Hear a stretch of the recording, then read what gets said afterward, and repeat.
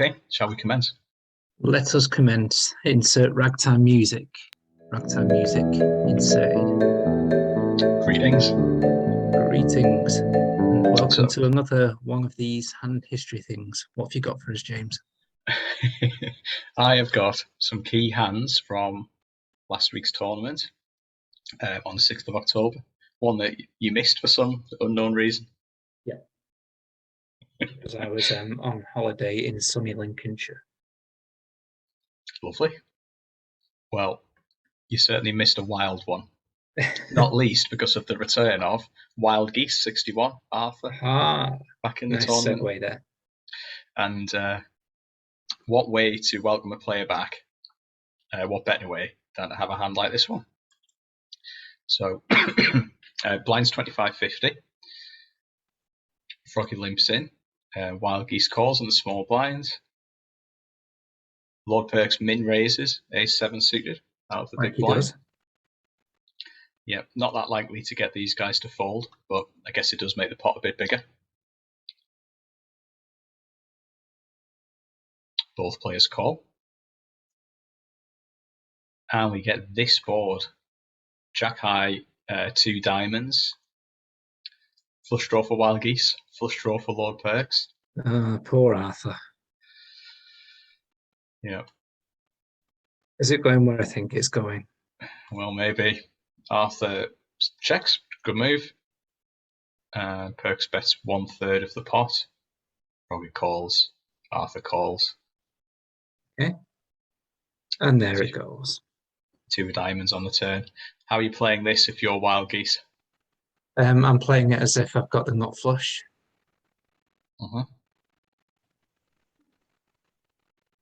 So until the 4th diamond comes up on the river, then I'll probably not play it so aggressively.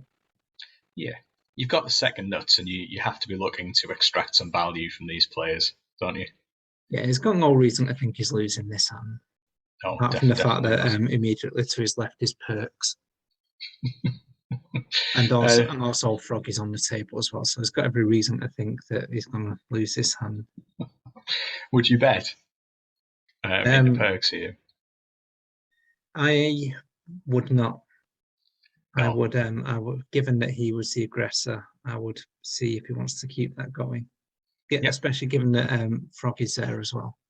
I Absolutely. think if Perks doesn't bet, there's a chance that Froggy might as well. And we've seen some of the bets that Froggy is capable of pulling out of his top drawer at times, which can be pretty vast. So no, I think it's a good move to check there. Let's see. Arthur checks. And Perks bets 350, half pot. Froggy calls. Time to pull the trigger? Yeah, I would certainly be putting in some sort of raise. I don't know if it'll be all in it, but then again, whatever you put in, any raise you put in is going to be pretty much a committal. Yeah, I think you can make it about 1,000 with the intention of putting the rest in on the river. I think that would be okay. Let's see what Arthur does.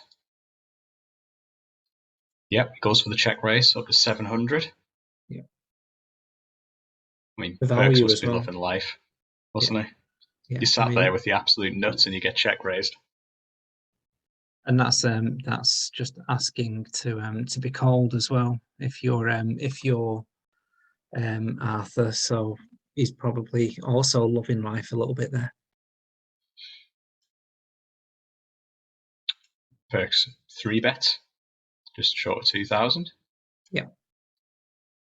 And I would, if I was Wild Geese, I would be calling or I'd be shoving here and hating life, expecting that I may not be in front, but always got that reasonable chance that I will be. But I would call and hate. Well, I would shove and hate it. I would shove and be fully expecting to be in front 9 times out of 10. But I would still hate it because I've been playing this game for too long. Yeah. You have to remember as well, Perks was the big blind. I know he did min raise, so he shouldn't be in there on total trash, but there'll be a lot of weaker flushes in this range. Indeed.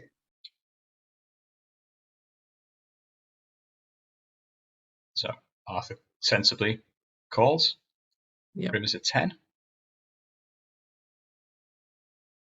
And Perks maybe a little bit worried, but sets him in. And the inevitable happens. And the inevitable happens. Perks picks up a huge pot in a pretty cold deck situation. Yeah. So I can't really. There's not really a lot to analyze in that hand. I mean, I feel like it played itself a little. I don't think Arthur put a foot wrong there. I don't think Perks put a foot wrong, and no, totally agree. Both players played it really well. Yeah, and sometimes both players play it really well, and one person takes all the chips.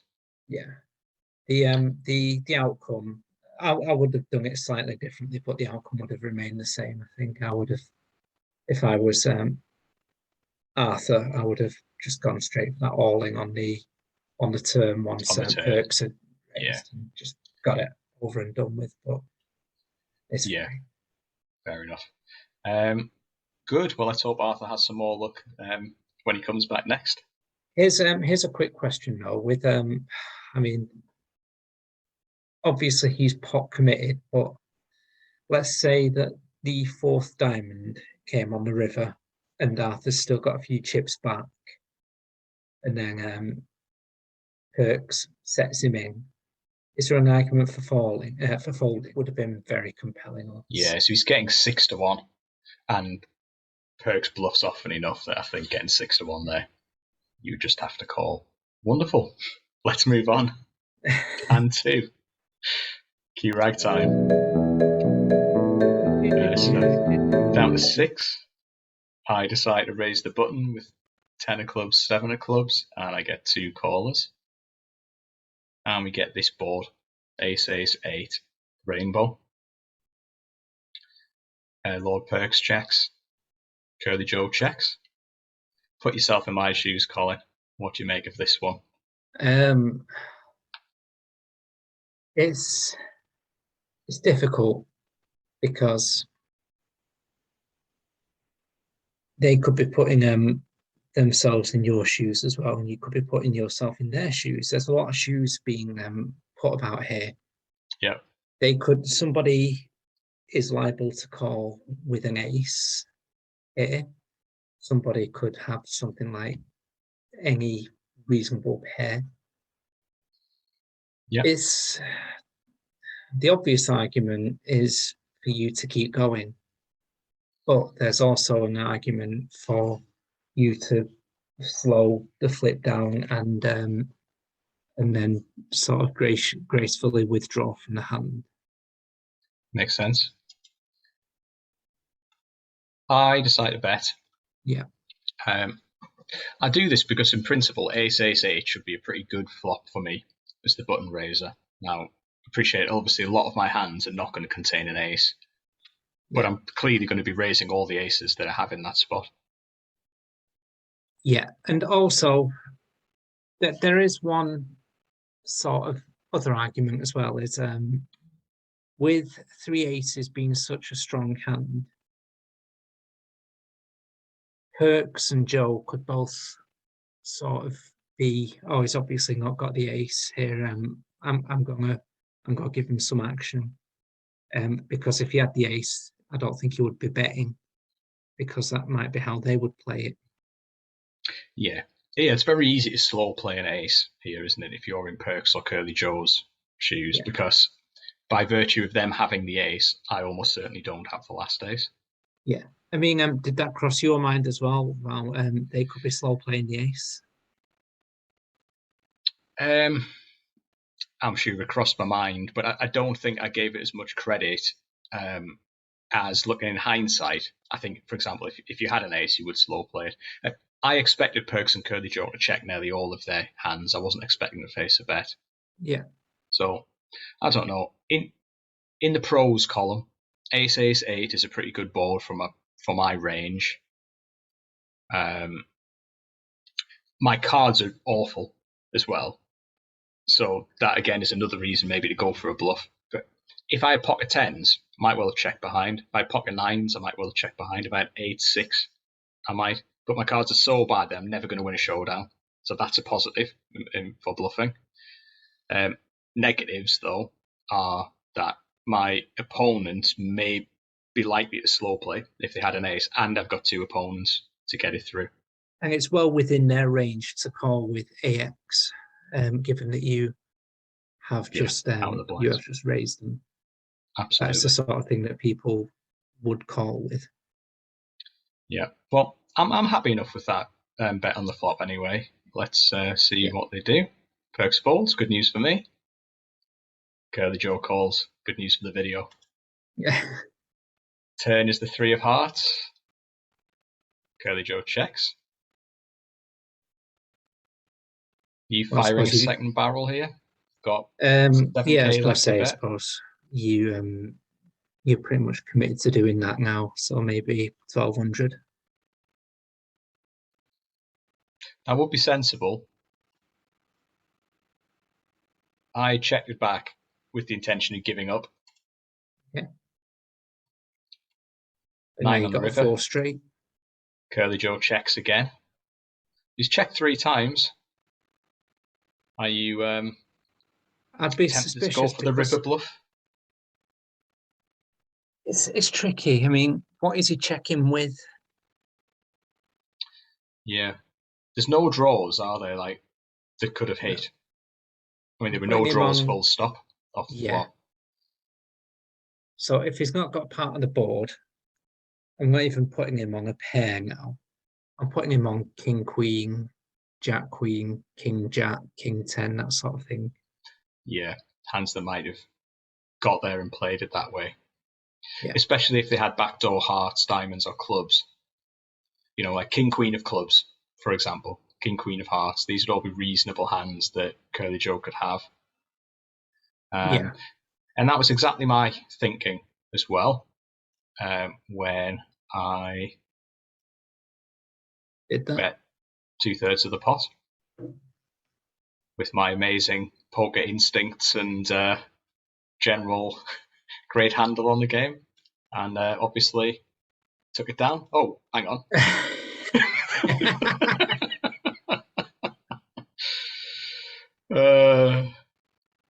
I got min check raised on the river. You got min check raised with half my stack in the middle. With half the stack, that is a hefty, old check raise.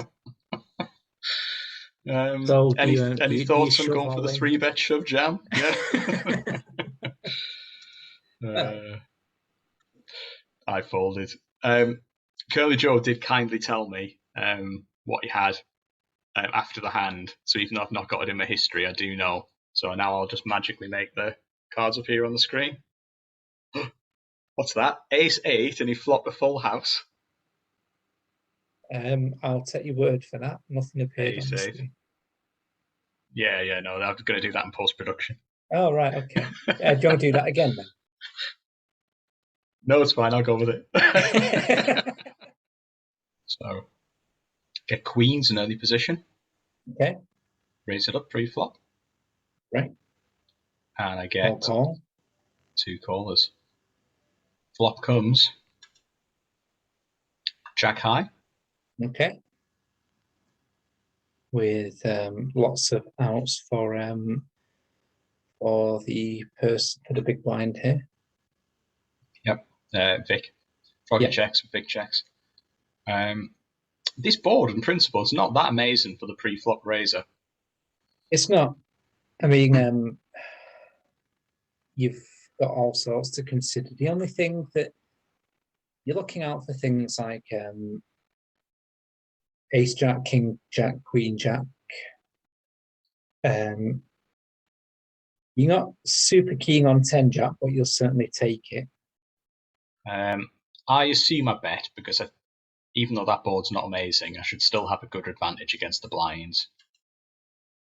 I do bet 1/3 of the pot ish. And Vic calls with a up and down straight draw. What do you think of that? Looking back, what do you think of that bet size? It's about my standard bet size for the flop. So I guess it's not really I would never have bet much more or much less than that, I don't think. So I think it's okay. I would have gone a touch more than that, but yeah, we're splitting hairs. I mean, I could have, let's see, Vic's 24%. In her mind, she's probably a little bit higher as well, because she doesn't know that I block 2 of the queens. Let's just see what the pot odds were. So Vic was getting pot odds of 20%. So I didn't actually deny Vic correct odds. So for that reason, maybe I could have bet a bit bigger. Yeah. Okay, but in any event, Vic did call. And I see a beautiful turn card. Yes, Give wonderful. Me a set. The lovely lady she is. God bless her. So, in Vic's position then, you've called the flop bet, you've just made your hand. There's 1 pot size bet left to bet. Yeah, I would let you do it. Wise. Vic was also wise. She checks. And I stuck half my stack in. Yeah, I would be thinking that given how much was in the pot already and everything, I think I'd be feeling that you're pretty committed to it, but I would still let you make that action. I'm certainly committed now. Yeah, and I would just shove if I were Vic. Hey. Great minds think alike. Okay, I am getting 3.75 to 1 pot odds. I need to be good 21% of the time. I'm actually getting the expressed odds. Even if I knew Vic had a straight, I should still call this. Yeah. And try and hit a full house. So I do. You do. And the river. Wait for it. You do. And you don't. Oh. So Vic won a 10k pot, put her in good position, and that put me out in 6th for my worst finish of the season. Yeah, it's absolutely horrendous hand. I mean, there's no reason for Vic to not call your pre-flop raise there. It was she was getting excellent odds to do it, and then she was getting, as you've just demonstrated, she was getting absolutely fine odds to call on the flop as well. It's as I'm so fond of saying it, the hand played itself. Yeah. Unfortunately, you got that uber cooler on the. It's a bad turn card, that wasn't it? It's a terrible turn card. It was probably the one card that you didn't want to see. Lest, of course, the board pairs on the river, which lest it did. And number 4. And it's a doozy. Folds around a Captain Blade in the small blind with pocket jacks. Yeah. Sitting on 14,000 chips, good for 3rd. I think this is quite an interesting strategic spot here. I would limp a good amount, but I would also raise a good amount. If I had to stick my neck out, I would say I would limp 1/3 of the time and raise 2/3 of the time. I would certainly raise, but I would try and make it look like a bit of a cheeky bluff. I might raise a minimum raise. I don't know, raise it to 500 or something. Yeah. Or, raise it to 700 or something. Yeah. Okay. Let's see what Din does. Follows your line, makes it 600. Froggy calls, and we take a flop. Ouch. Do you know how Froggy ran really well last time you played? Oh, God, yes. He was so unlucky on this hand. I would say I'll put you in the player's shoes, but make a prediction. Make a prediction. Yeah. Check.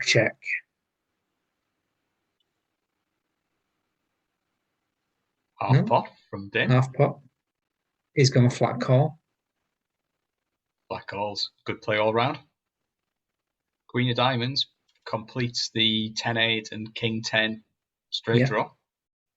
So he's min bet. Half pot. Sorry, not min bet. He's gone up the standard 1, 2, 3 scale. Yeah. Froggy calls. Okay. River's an ace. Is Captain Blade going to feed a bit more grass? Half pot. Oh, he's gone 1, 2, 4. It's a good bet sizing, I think. Yeah. I would have probably gone a bit larger on the turn and river, as a sort of point principle. But actually, this is really good. And let's see what Froggy does. Well, is there any argument for raising? You do have a set after all. Yeah, I think there is an argument for raising. I mean, there aren't to have a straight out there. There are precisely 2 straights available. There's King 10 and 10 8, and you're very unlucky if he's got either of those. King 10, it would be a very speculative bet to make that on the flop. The only thing that is beating you in your mind is a higher set. Now, the chances of that happening are very low indeed, as we can actually see that it has happened. But I think the straight is very uncommon here. I think the set is even more uncommon. So you're hoping. I think if I were Froggy, I might consider betting and hoping that he turns up with something like ace jack, ace queen, something like that. Definitely. I think it's a thin value raise, but it might be a good one. I've got to say I'll be a bit more worried about King 10 than you're making out, because I think Din would have probably raised King 10 from the small blind and probably would have played it in a similar way to this. Maybe. Okay, well, let's see what Froggy does. He goes for max value, shoves, less than a pot size bet. Din's getting 3.5 to 1, 22%. Even if he's worried about Froggy having a straight, which he's sort of representing, you probably have to call here if you only need to win 22% of the time. Yeah. And Din did call and took down a massive pot. Yeah. It's very unlucky for Froggy. I can see your argument for the King 10, but I'm not super convinced by its viability. It is certainly there. It is a possibility. It's just the way it played out on the flop, I think, sort of does reduce it a little for me. Yeah, it does. Yeah, the flop certainly could have been King 10 hearts. Yeah, it could have been that. Yeah, and the raise on the end, I think we both agree it's a bit of a thin value raise, but would I have done the same? Quite possibly. Quite possibly. You're certainly not folding if you're Froggy. No chance. If I called, I would expect to be good nearly all the time. Yeah. When you shove and get called, a bit more dicey. Is there an argument for the flat call at that point? On the river? Yeah. Froggy. Oh, yeah, I think so. If Froggy just flat called, I couldn't have blamed him. I think actually he did something that I'll stick my neck out and I'll say that raise on the river is good, because you beat ace queen, you beat ace jack, you beat queen jack, which are all hands that are part of Din's range there. Yeah. So I think it's probably a good, brave river raise, but sometimes you value own yourself, and that was just one of those examples. Yeah. Anyway, and then we were down to 4. That gave Din the chip lead, just about. Okay, 4 remaining. Right. Curly Joe under the gun with ace jack offsuit. Limps in. Folds to the big blind. Perks, who min raises the king of diamonds, 6 of diamonds. Yeah. No, it's an argument there for Joe to treat it like a check raise and maybe shove it up to 3,000 or something? Possibly. What are the stacks here in big blinds? What we at? 250, 500. So 22 big blinds. I might have just shoved. If by some set of circumstances I'd limped in there, which I would never do, if Perks min raised the button, I might just shove for 20 big blinds rather than put an amount in that's going to build a pot. Yeah. That I'm then going to have to play with Ace Jack.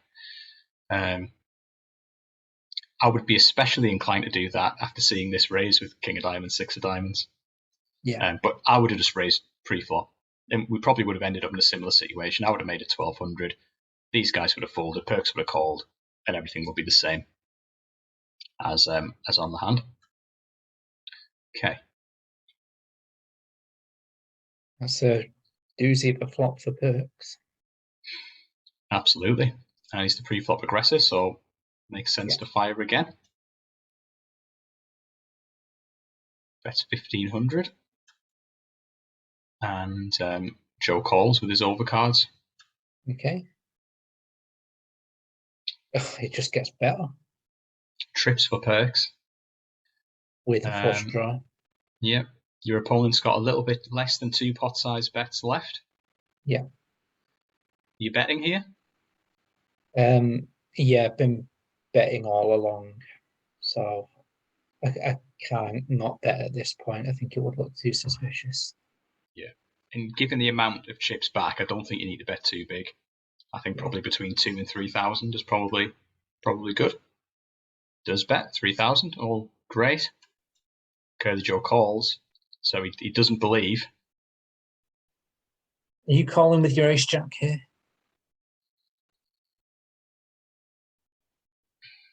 I don't know. No, I would probably fold, but I will say it's close because Perks bluffs enough that you want to be making some defenses here. You know, you probably do need to defend with some hands that are not that good. But you are only beating a bluff. I mean, Perks could be sitting there with something like 8-7, 8-9. Yeah, well, you've got outs against all of those. Hands. So I don't know. I don't hate the call. I think I would fold, but if my hand was a little bit stronger, if it was pocket nines, pocket jacks, ace 7, or something, then I'm definitely going to call. And a jack on the end. Lord Perks goes for maximum value. Sets Curly Joe all in. Naturally, his hand has improved, so it's going to call. Yeah. You think you've probably riveted him a good amount of the time here. Yeah. But still tricky because Perks could have that 6. He might have flopped straight from the outset or full house. It's hard to think how I would have played it if I was Joe in this situation, because I don't think I would be in this situation. I think I would have given the hand up a long time ago. So I'm trying to put myself in his position. And it is difficult. Have I riveted him? Why have I riveted him? I mean, if Perks is sitting there with 7-8, you've riveted him. Yeah. Or ace 8, you've riveted him. Yeah. However, if he's sitting there with 6 or a straight, then how often is he coming up with that? I mean, Perks has represented strong hands at all times, and Joe could well be thinking he might have been putting him on the flush draw all along, which he is correct, unfortunately, in this case. Well, let me put it to you this way. If Perks had King 5 of diamonds rather than King 6 of diamonds, would he have played it any different? I don't think the all-in on the end would have happened. Don't know. I might be giving Perks too much credit, but I don't think I am. I think he could make that bluff with a busted draw on the river. Maybe. I'm not sure. But the King 5 of diamonds does put a slightly different spin on it. It's 2 misdraws. I mean, you get that flop with King 5 of diamonds and you expect to win the hand. Yeah. You expect one of them to come in, you're straight, you flush any of them. Or the bluff on the end. Or the bluff on the end. If it was me, I would be throwing my cards away and licking my wounds a bit. I would call and bust out, I think, on this one. Oh, let's see what happens. Curly Joe took the spoonie line. He called and bust out. To be honest, I think I would have called with the jack.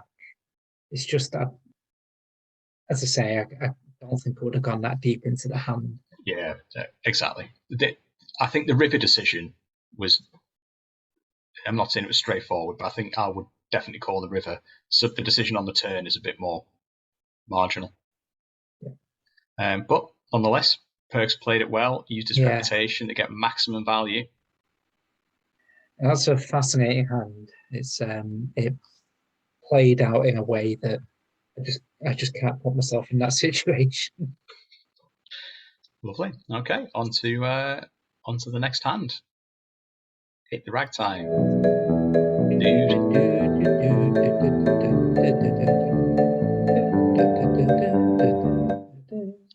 Three-handed. Perkz has been bullying the table. Mm-hmm. He now has all the chips. All the chips. So he does the only honourable thing. Folds. Yeah. Captain Blade min raises with the King Jack spades. Okay. Makes sense. Yeah. Nothing I can't get on board with. No. Vic obviously shoves here, doesn't she? 8 big blinds. Pretty much got a shove, haven't you? So short stacked. And this is the decision point. So Captain Blade getting pot odds of 1.76 to 1 needs to be good 36% of the time. And it's got 30% chance of winning against Ace King. Against Ace King. He's going to be left with like 2 big blinds as well if he loses, so it's kind of all on the line. I mean, if I was Captain Blade here, I'd be thinking, no, that's not gone well, but let's put my chips in anyway, and hoping that Vic doesn't turn over Ace King, Ace Jack, or King Queen. Anything else apart from big pocket pairs, I'm happy with. Do you think this hand is good 36% of the time against Vic's range to 3-bet all in there?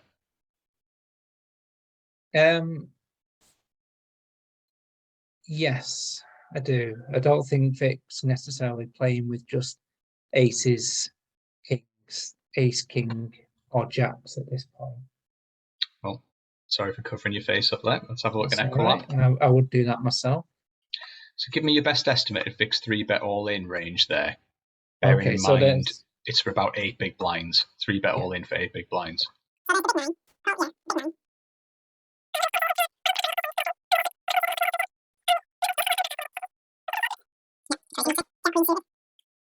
Let's have a look at that. That might not be a million miles away. And let's see how King Jack suited does against that. I'll make a prediction that it's about, I don't know, 38%, something like that, pushing 40%. And there we are. That was a good guess, wasn't it? I don't know when my face is in the way. Move it to the left. Oh. There we are. Yeah. So King Jack suited should win 38% of the time against that range. Yeah. And the required pot odds is 36%. So if Vic really is playing this, then perhaps he could call. On the face of it, maybe this looks like a little bit of a loose call. I think actually, when you do the analysis, the decision is totally vindicated. Yeah. So it's one of those as well with the amount of chips left. I think it's gamble time, given that you're partially crippling yourself. I mean, if you're giving up a fifth of your stack to fold as well. Yeah, exactly. Good shot. No help. Oh. I mean, we do say that the river card is as valid as any other, but we don't like to say especially valid on that one. Yeah. And Din takes it down, busting Vic out in third. Yeah, I mean, we both definitely proved there that Din didn't play that too badly at all. No, totally fine. I would say it's on the borderline though. So it is borderline. If you're sitting at home thinking, "Oh, King Jack's a call there, therefore I should call with," insert your own random cards. Yeah. Then you probably shouldn't. I mean, just out of interest, then, just kind of drive the point home. Let's think about Queen Jack suited. You can say what were the pot odds that he needed? It's like 36%. 36, yeah. How do you do this? Hand range calculator. Minimum equity. 36%. King 10 suited. Any pair or King 10 suited. Yeah. So King Jack was there, King 10 was there, but King 9 was probably a fold, King 8 was probably a fold. You know, Ace 10 off is probably a fold. Yeah. So Queen Jack suited. Queen Jack suited. That's one that I was interested in. Yeah, because you're calling off, like a lot of the value from Queen Jack suited and Jack 10 suited comes from the bluff aspect. Yeah. So I guess because you're calling off, it's not worthwhile. Okay, wonderful. That's all the hands. There was a short heads-up battle between Perks and Captain Blade, where Lord Perks came out victorious, but it wasn't that exciting, so I've not highlighted it. But that gave Lord Perks his third win of the season, leaving the rankings looking like this. Yeah, but he's not come second 4 times in a row, has he? No, he hasn't. So 3 wins for me this season, 3 wins for Lord Perks, 2 for Froggy, 1 for Vic. Colin is winning the undisputed number of seconds trophy with 4. Although, to be fair, you comrade Din is at 3 seconds. That's all right. He can catch me, but he can't. He can catch me and match me, but he can't beat me in terms of the seconds. So I'm going to take home the Always a Bridesmaid award. Agreed. So going into the last game of the season, then, yeah, me or Lord Perks could win the league. Because of the top 7 rule, if I do well, I'll be dropping this 8.1 from my score. Whereas if Perks does well, he will be dropping this 6.7. So Perks has got a bit more headroom. There's 21.1 points for a win. So I think we determined through our back of an envelope calculations before that if Perks wins the tournament, he will win the league unless I come second. I think we've also got to consider as well, if you look at week number 3, when Froggy won it, yeah, he only got 20 points for it. Yeah, because there are only 6 players that week. Yeah. Yeah, so I'm basing these calculations on there being 7 players. But yeah, I think the permutations are that if Froggy wins if Perks wins the tournament and I don't come second, then Perks wins the league. And I think all other permutations result in me winning, because Perks won't be able to make that points difference up. What do I need to come second then? That's the most important, because I feel with all my second places, I should be second in the league. You would need to come first. I come to overtake Perks for second. Perks comes in any other spot. Yeah, I don't think second would be enough. The only thing that occurs to me is what happens if, for example, Perks is second and I'm third. Let's just have a quick look at that. So Perks is second. Yeah, you would only get a 98.7 points. So even if I was to finish last, I would still have enough.